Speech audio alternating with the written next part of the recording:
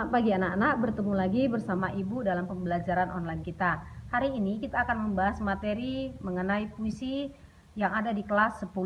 Nah, langsung saja kita akan bahas materi ini.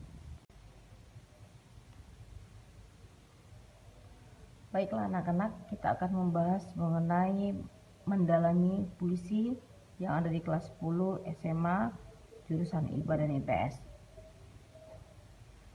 Yang pertama, pengertian dari puisi. Puisi itu merupakan karya sastra. Karya sastra yang berisi rangkaian kata-kata yang menggambarkan perasaan. Rangkaian kata-kata dan menggambarkan perasaan si penulis atau si penyair dengan menggunakan bahasa yang indah dan imajinatif.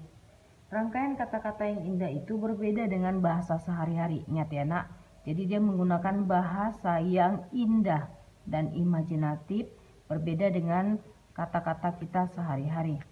Lalu di dalam puisi ada dua unsur. Yang pertama adalah unsur intrinsik. Ini adalah unsur dalam atau unsur pembangun sebuah puisi. Sedangkan unsur intrinsik adalah unsur tambahan. Jadi bisa dengan kata lain dikatakan bahwasanya unsur intrinsik adalah unsur dasar, sedangkan unsur ekstrinsik adalah unsur tambahan. Nah, langsung saja kita akan bahas unsur ini. Yang pertama adalah unsur intrinsik, yang berisi adalah tema. Tema adalah pokok persoalan yang diungkapkan. Nah, langsung saja kita akan bahas unsur ini. Yang pertama adalah unsur intrinsik, yang berisi adalah tema. Tema adalah pokok persoalan yang diungkapkan oleh si penyair. Ini adalah pokok persoalan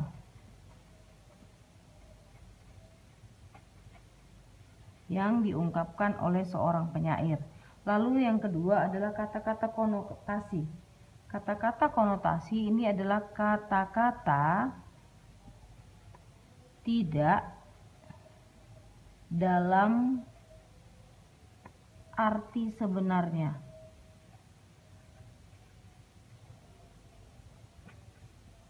Contohnya ya, dalam sebuah puisi, bumi mengubur jasad pahlawan kami. Dikatakan bumi mengubur jasad. Sebenarnya bukan bumi yang mengubur, tetapi orang-orang yang ada di bumi. Nah, itulah yang disebut dengan kata-kata konotasi.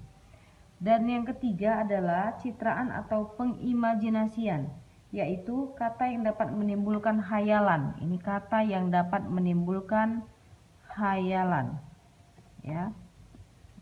Kata yang dapat menimbulkan hayalan atau imajinasi, seolah-olah dapat mendengar, melihat, dan merasakan apa yang diungkapkan penyair. Jadi seolah-olah kita yang membaca melihat, ya. Kita yang mendengar juga sepertinya melihat secara langsung, merasakan secara langsung. Itulah yang disebut dengan hayalan. Jadi pengarang membawa pencitraan atau pengimajinasian kepada si pembaca. Lalu yang keempat adalah majaz. Majaz ini adalah bahasa khas yang menciptakan kesan tertentu. Ini adalah bahasa khas yang menimbulkan kesan tertentu. Jadi menimbulkan kesan tertentu.